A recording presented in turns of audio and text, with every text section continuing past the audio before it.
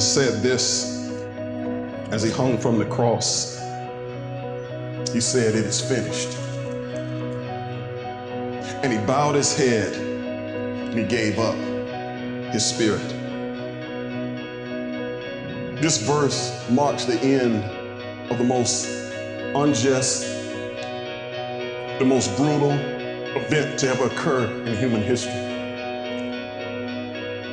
The crucifixion of Jesus Christ.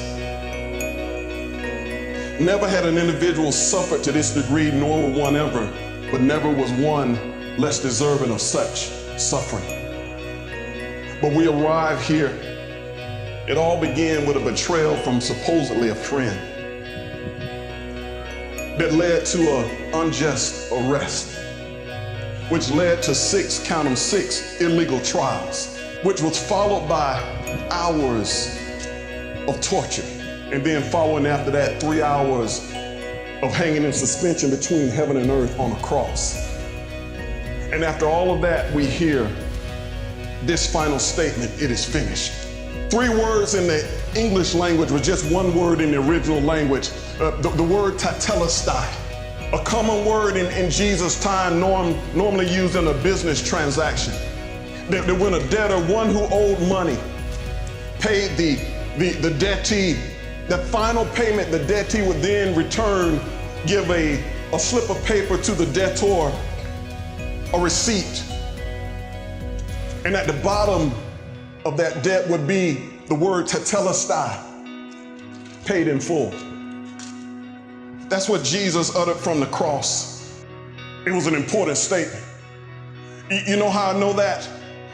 Because no man speaks when he knows his death is imminent. He doesn't waste his breath on frivolous words.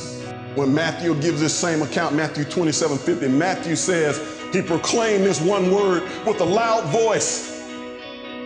As he hung on the cross with his last breath, he yelled, "Tetelestai." When Jesus uttered that word, he was saying the debt is paid.